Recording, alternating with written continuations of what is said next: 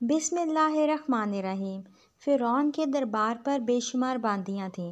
ان باندیوں میں سے ایک باندی بی بی ماشطہ مومن ہو چکی تھی۔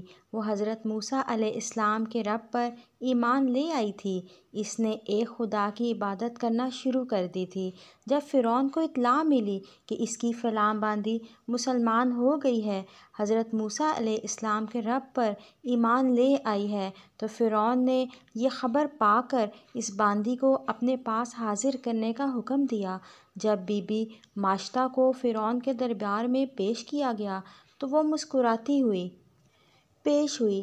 فرعون نے بی بی ماشطہ سے مخاطب ہو کر کہا، میں نے سنا ہے کہ تو حضرت موسیٰ علیہ السلام کے رب پر ایمان لے آئی ہے۔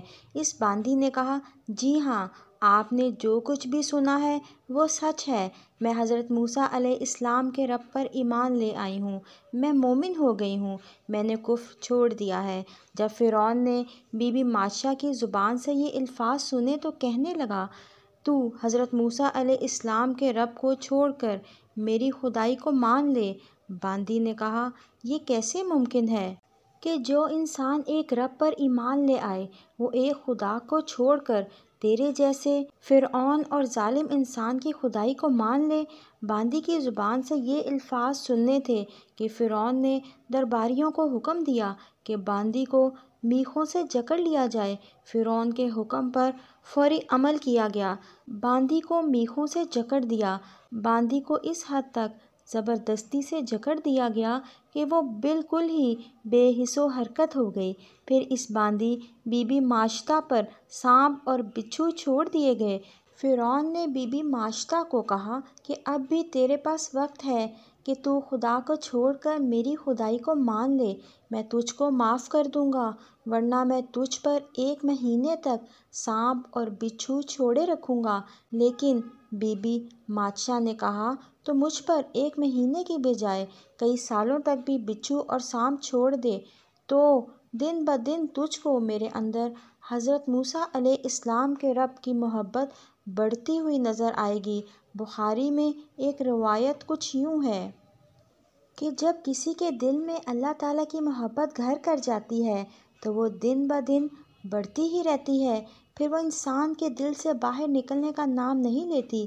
ظالم بادشاہ فرعون تو بی بی ماشطہ کو 1-2 مہینے کیا، اگر بی بی ماشطہ کے اوپر کئی سالوں تک بھی بچھو اور سانپوں کو چھوڑے رکھے گا تو اس کی محبت میں کمی نہ دیکھے گا، بلکہ ہر روز اس کا جذبہ اپنے رب کی طرف بڑھتا ہوا ہی دیکھے گا۔ بی بی ماشطہ کی 2 چھوٹی چھوٹی بچیاں تھیں۔ بڑی کی عمر 4 یا 5 سال تھی اور چھوٹی ابھی ماں کا دودھ پیتی تھی۔ فرعون نے باندی بی بی ماشطہ کی بڑی بیٹی کو ماں کی چھاتی پر لٹا دیا تھا، پھر اپنے درباریوں کو حکم دیا کہ اس کو ماں کی چھاتی پر ہی قتل کیا جائے۔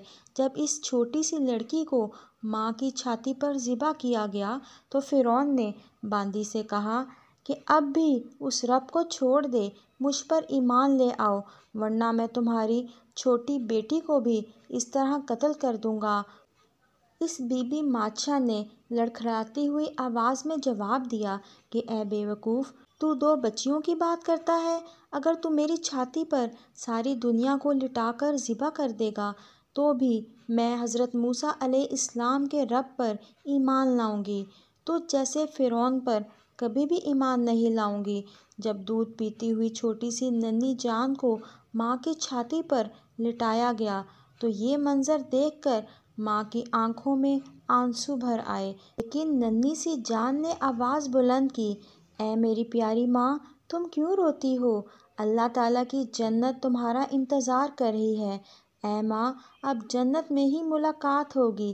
ننھی سی بچی کی آواز سن کر ماں کا رب پر یقین اور مضبوط ہو گیا۔ دوسری طرف فرعون نے دودھ پیتی ہوئی بچی کو ماں کی چھاتی پر لٹا کر ذبح کر دیا۔ جب چھوٹی سی جان کو ذبح کیا ماں سے یہ برداشت نہ ہو سکا، ماں بھی اس دنیا فانی سے پردہ کر گئی۔ جب اللہ تعالیٰ نے رسول اللہ صلی اللہ علیہ وآلہ وسلم کو براق پر بٹھا کر معراج کی سیر کروائی تو براق کا گزر میدان محشر کے قریب سے ہوا تو آپ صلی اللہ علیہ وآلہ وسلم کو بہت پیاری خوشبو آئی۔ آپ صلی اللہ علیہ وآلہ وسلم نے جبرائیل سے پوچھا، اے جبرائیل، کیا یہ جنت کی خوشبو ہے؟ جبرائیل نے عرض کیا، یا رسول اللہ، جنت تو ابھی کافی فاصلے پر ہے۔ آپ صلی اللہ علیہ وآلہ وسلم نے فرمایا، پھر یہ اتنی پیاری خوشبو کہاں سے آ رہی ہے؟ جبرائیل نے فرمایا، یا رسول اللہ، یہ فرعون کی بیٹی کو کنگھی کرنے والی باندھی بی بی ماشا کی قبر سے خوشبو آ رہی ہے۔ دیکھو، اللہ تعالیٰ پر سچے دل سے ایمان لانے والوں کی قبروں سے بھی خوشبو آتی ہے۔ اللہ تعالیٰ سے دعا ہے کہ اللہ تعالیٰ ہم سب کو سچا اور پکا مومن بنائے۔ آمین۔